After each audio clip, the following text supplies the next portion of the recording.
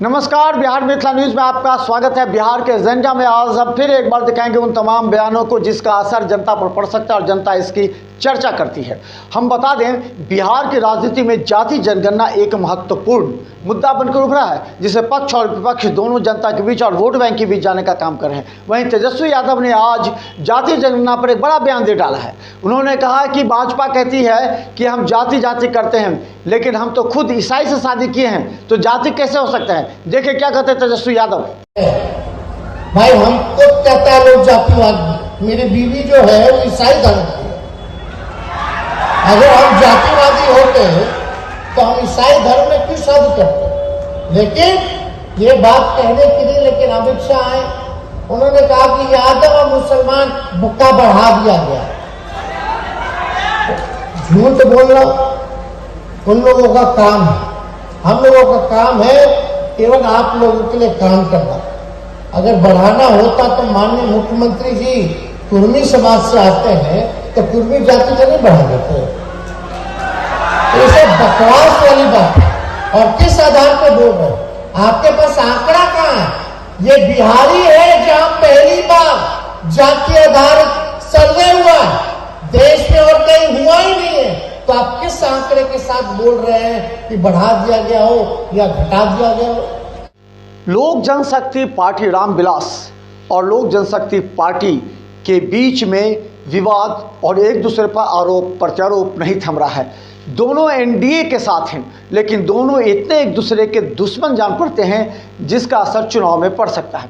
आप सभी जानते हैं कि इस बार के चुनाव में एनडीए के साथ रामविलास पासवान, जो कि चिराग पासवान के पिता हैं, उसको हाजीपुर सीट को लेकर के कशमकश है। इस तरह वीणा देवी को लोक जनशक्ति पार्टी रामविलास में शामिल कर लेने के बाद चिराग पासवान ने अपने चाचा पशुपतिनाथ पारस को आईना दिखा दिया है। इसके अलावा वीणा देवी ने भी कहा कि वो वहां सुरक्षित महसूस कर रही थी। इस तरह पशुपतिनाथ पारस के तरफ से एक सांसद चिराग पासवान में जुट गए हैं। देखिए दोनों के बीच किस तरह की राजनीति और चिराग पासवान क्या कहते हैं। वीणा देवी भी किसी को शामिल नहीं किया गया, हम लोग साथ मिलकर चुनाव हम लोग लड़े, इनके प्रचार में हम गए। जैसा मैंने कहा कि कुछ लोग, और मैं नाम लेकर बोलता हूँ ना, मुख्यमंत्री नीतीश कुमार जी ने पार्टी को तोड़ने का काम किया, पार्टी में मतभेद करने का काम किया, जिसमें उनका साथ पार्टी के कई और नेताओं ने भी दिया।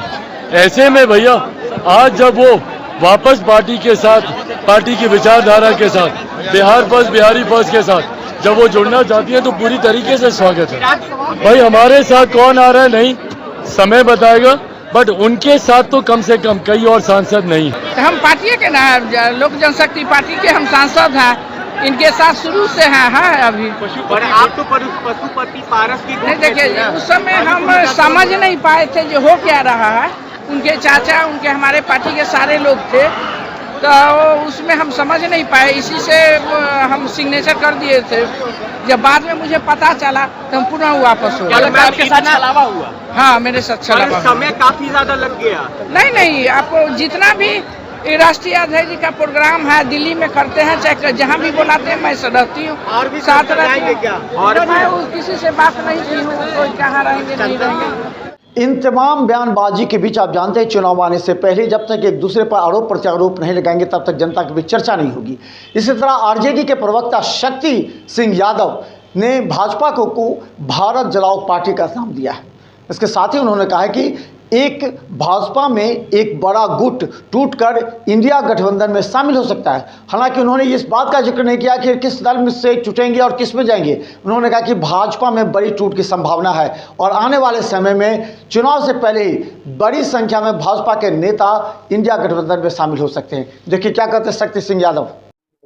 भाजपा अगर खाता खोल ले बिहार में तो उसकी सफलता होगी। आईना तो देख लिया होगा ना बापू सभागार में, नहीं दिखा था और होश में आ जाए। तो भाजपा के सांसद लगभग आधा दर्जन से अधिक सांसद भाजपा का यहाँ संपर्क साधे हुए हैं। विधायक जो लोग वहां जो नहीं जीत सकते हैं वो दर्जनों में संख्या है, 2 दर्जन के आसपास, वो सब लाइन लगाए हुए हैं। कहां है भाई कल्प तेजस्वी जी की, नेतृत्व नीतीश जी की, नौकरी का वादा, क्वालिटी एजुकेशन का वादा, सिंचाई, बुआई, करवाई, सुनवाई। अब कहां है भाजपा? भाजपा भारत जलाओ पार्टी है, जिससे देश के उन्नयन की उम्मीद नहीं की जा सकती है। के पाठक आजकल एक बड़ा मुद्दा बन गए हैं। के पाठक से जहां जनता खुश नजर आती है, कई पार्टी के नेता भी खुश आते हैं, तो कई शिक्षक परेशान, कई और राजनीतिक दल भी परेशान। इसी बीच बीजेपी ने कई बार के पाठक पर आरोप तक लगा दिए, जिसके सहारे नीतीश कुमार तक को कटघरे में खड़ा किया गया। अब भाजपा नेता शाहनवाज हुसैन ने आरोप लगाते हुए कहा है कि के पाठक एक जरिया है। उन्होंने कहा कि बिहार में अभी स्कूलों की स्थिति ठीक नहीं हुई है। उन्होंने ये भी कहा कि कहीं क्लासरूम है तो शिक्षक नहीं है, शिक्षक हैं तो क्लासरूम और भवन नहीं है। इस परिस्थिति में छुट्टी इसलिए काट रहे हैं क्योंकि अब नीतीश कुमार और तेजस्वी यादव की छुट्टी होने वाली है। देखिए क्या कहते हैं शाहनवाज हुसैन। स्कूल में बच्चे हैं तो क्लासरूम नहीं, क्लासरूम है तो टीचर नहीं, तो व्यवस्थाएं सारी खड़ी करनी पड़ेगी ना।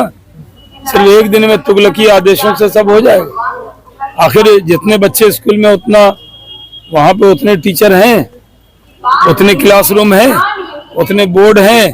क्या स्कूल में बैठने के लिए बच्चों के लिए कुर्सी टेबल है?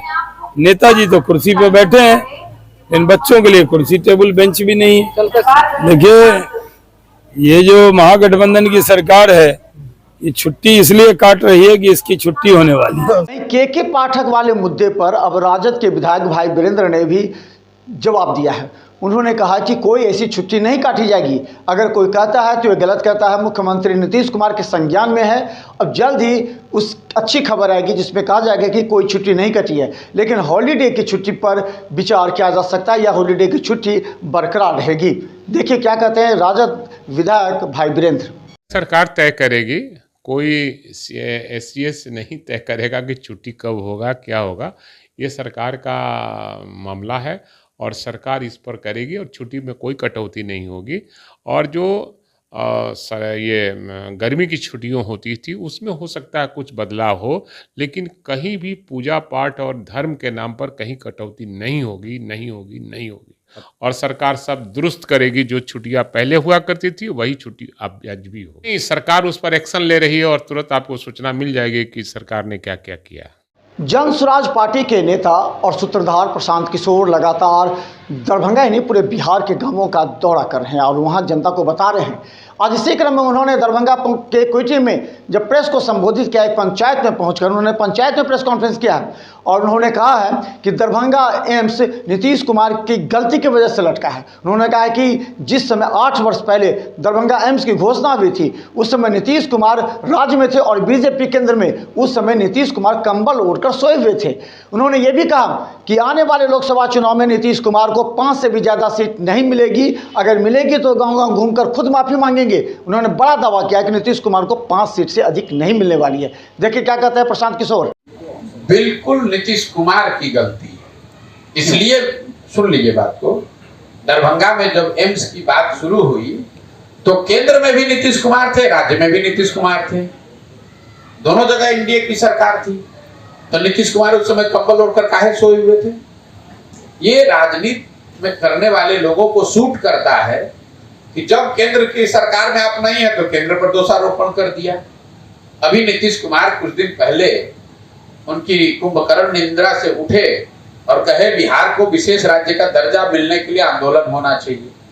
कोई उनसे ये पूछने वाला नहीं है कि भाई जो आप 18 साल मुख्यमंत्री रहे, इस 18 साल में 15 साल तो आप भाजपा के साथ ही मुख्यमंत्री रहे। 2017 से लेकर 2022 तक तो भाजपा एनडीए की सरकार बिहार में भी थी और दिल्ली में भी थी। जरा आप हमको पत्रकार होने के नाते कोई ऐसी खबर, एक कोई वक्तव्य दिखा दीजिए जब नीतीश कुमार ने भाजपा के साथ रहते हुए विशेष राज्य की बात की हो, चर्चा की हो। कोई मुझे नीतीश कुमार के पार्टी का नेता बता दीजिए कि संसद में खड़े होकर उसने कहा कि भाई बिहार में विशेष राज्य का दर्जा मिलना चाहिए। पार्टी का नेता बता दीजिए कि संसद में खड़े होकर उसने कहा कि भाई बिहार में विशेष राज्य का दर्जा मिलना चाहिए। उस समय उनके पार्टी के नेता संसद में खड़े होकर मोदी जी का महिमा मंडन कर रहे थे, उनको महामानव बता रहे थे। आज जब लालटेन के साथ आ गए तो अब भाजपा पर दोषारोपण कर रहे हैं। 2 महीना के बाद भाजपा के साथ ये आदमी आ जाएगा तो फिर लालटेन को गाली देने लगेगा। नीतीश कुमार का चरित्र तो कम से कम इस राज्य के लोगों ने बहुत देख लिया, अब झांसा में आने वाले नहीं है। ये नीतीश कुमार के राजनीतिक करियर का अंतिम दौर चल रहा है। कुछ महीने और हाथ पांव मार लें, जितना समाज को बांटने जोड़ने का प्रयास करना है कर ले। नीतीश कुमार को लेकर हमने एक जो बात कही है उसको दोहरा देता हूं। हम उन व्यक्तियों में नहीं है जो रोज चुनाव की भविष्यवाणी करते हो। मैंने जीवन में एक बार कहा बंगाल को लेकर कि यहां भाजपा को 100 सीट नहीं आएगा, जब पूरा देश कह रहा था कि भाजपा वहां जीत रही है। तो बिहार के नजरिए से हम आपको कह देते हैं कि नीतीश कुमार को अगले लोकसभा चुनाव में जदयू को 5 सीट नहीं आएगा। अगर 5 सीट आ जाए तो हम पूरे बिहार के राज्य की जनता के सामने खड़े होकर गलती मानकर माफी मांगने को तैयार हैं।